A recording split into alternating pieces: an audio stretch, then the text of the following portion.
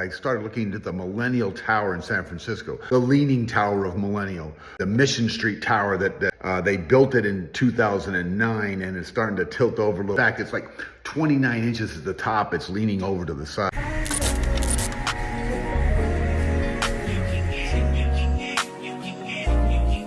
The problem was that when it was built with a matte foundation, a heavy, thick piece of concrete. And they drove friction piles, which means that the piles were stuck into the bay mud. Friction along the edges of the piles were going to hold the building up. Ended up happening is on one side of the building, the piles were starting to settle faster than the other side. And so the building started to get a tilt to it. Tallest residential tower west of the Mississippi, other than a new one they built in Austin, and I'll tell you about later. Very thin, high tower, and it starts to get this lean in it. They blamed it on the transit center next door, building that, and that has some truth to it, because what ends up happening when you're driving the piles in, the vibration and noise, what it does, it tends to make the other piles, the sand liquefy, loosen up the friction. So the friction with the water pressure when you're driving piles has some effect on this building. Adjacent building had an effect on this building.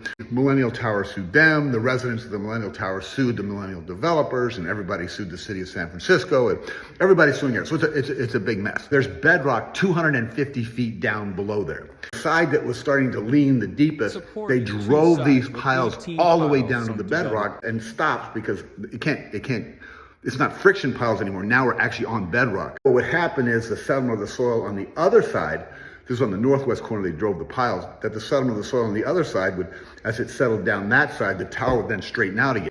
Didn't happen. It didn't work out.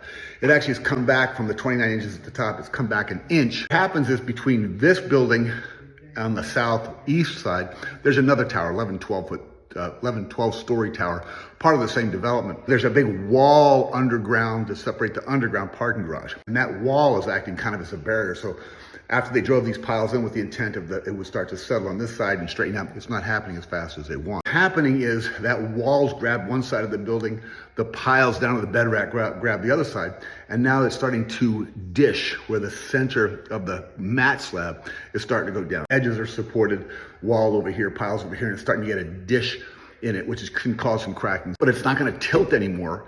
They've stabilized that. You still got this bay mud that's still settling down below the building.